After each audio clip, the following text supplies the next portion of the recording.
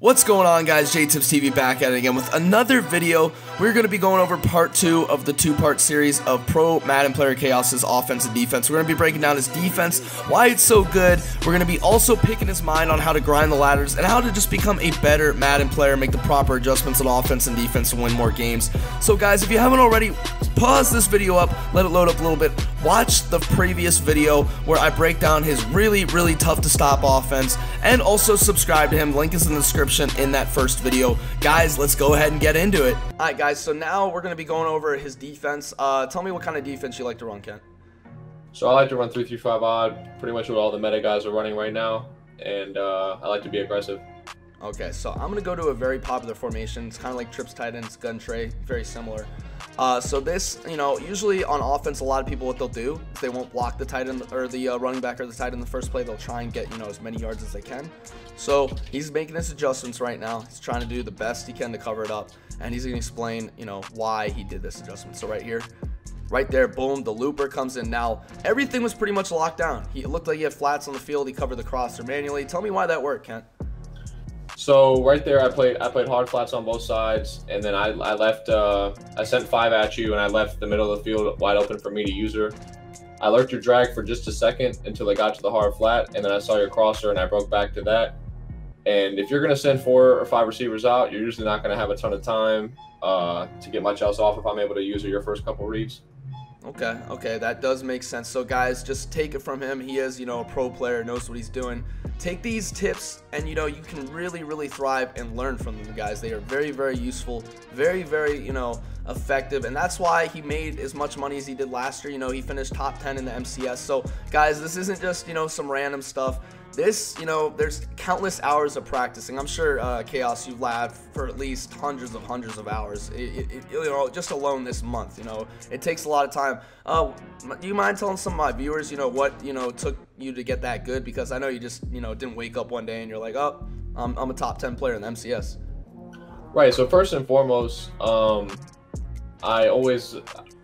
biggest, skill gap in the game is knowledge. So knowing what zones are going to cover what, knowing what's going to block what, so how to pick up blitzes, and knowing what routes you can put on the field to beat what your opponent is doing. So just going into practice mode and labbing up what beats what coverages is a great start.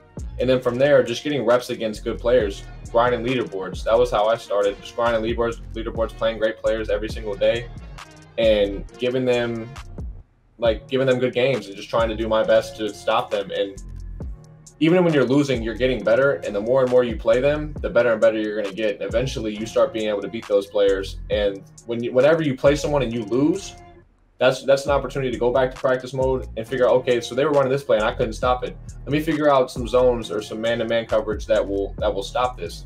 And then you go into practice mode, you figure it out, and then next time you play them, you have something for them, and maybe you'll get the win. So I would just say getting lots of reps against good players, and then just adding to your knowledge of the game by trying to lab up the best way to stop each person's popular plays.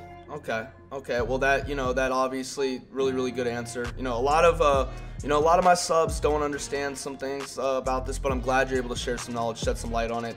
And it's true, guys. Personally, from my experience, getting reps against top players, even if you get your butt kicked, it's not a bad thing, because you learn what certain people like to run. You learn certain metas. You even see some unseen or underground, formations. I remember I played a couple underground people last year. I thought I'd spank.